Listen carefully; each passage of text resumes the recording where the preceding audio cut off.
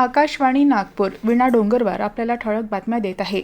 नागपूरच्या कोराडीतील 660 मेगावॅटच्या वीज प्रकल्पात आज सकाळी मेंटेनन्सचं काम सुरू असताना हॉट एअर पाईपलाईनमधून गळती झाल्यानं 4 कर्मचारी गंभीर जखमी झाले. आज सकाळी 10च्या सुमारास टर्बाईनच्या मेंटेनन्सचं काम सुरू होतं.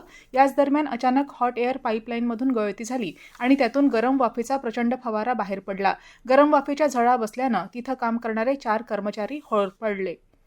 अमेरिकेचे राष्ट्राध्यक्ष डोनाल्ड ट्रम्प यांनी रिलायन्स उद्योग समूहासोबत सुमारे 300 अब्ज अमेरिकन डॉलर्सची भागीदारी जाहीर केली आहे. या भागीदारीतून अमेरिकेतला पहिला तेलशुद्धीकरण कारखाना सुरू केला जाणार आहे. टेक्सास राज्यात ही रिफायनरी स्थापन केली जाणार असून त्यामुळे हजारो लोकांना रोजगार उपलब्ध होण्याची अपेक्षा व्यक्त करण्यात येत आहे. पश्चिम आशियातल्या युद्धस्थितीमुळे मुंबईच्या JNPA बंदरात अडकलेल्या फळं आणि भाजीपाला कंटेनरवरील साठवण किंवा थांबा कालावधी शुल्क पूर्णपणे माफ करण्याचा निर्णय राज्य सरकारनं घेतला आहे.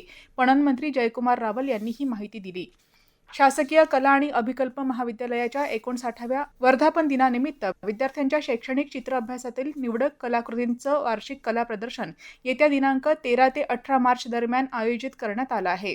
प्रदर्शनाचं उद्घाटन प्रसिद्ध गझल गायक भीमराव पांचाळे यांच्या हस्ते होणार असून विशेष अतिथी म्हणून महाविद्यालयाचे माजी विद्यार्थी डॉक्टर किशोर इंगळे तसंच माजी विद्यार्थी आणि माजी अधिष्ठाता डॉक्टर प्रफुल्ल क्षीरसागर उपस्थित राहणार आहेत.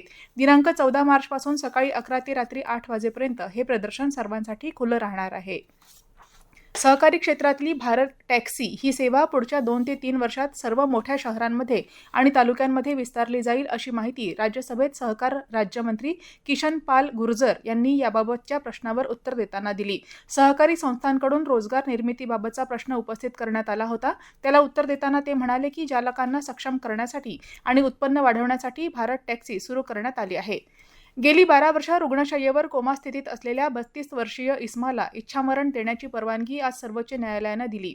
रुग्णाच्या प्रकृतीत काहीही बदल होण्याची शक्यता नसल्याच्या कारणावरून रुग्णाच्या आई-वडिलांनी इच्छामरणाबाबतची याचिका दाखल केली होती. जगण्याच्या हक्कात सन्मानानं जगणं असा अर्थ अभिप्रेत असल्याचं निरीक्षण न्यायालयानं नोंदवलं. रुग्णाची प्रतिष्ठा कायम ठेवून त्याची जीवनरक्षक प्रणाली काढून घेण्याची प्रक्रिया राबवण्यात यावी असे निर्देश खंडपीठानं दिले आहेत. याबरोबरच हे ठळक बातमीपत्र संपलं. यापुढील ठळक बातमीपत्र आज रात्री 8:42 प्रसारित होईल. नमस्कार.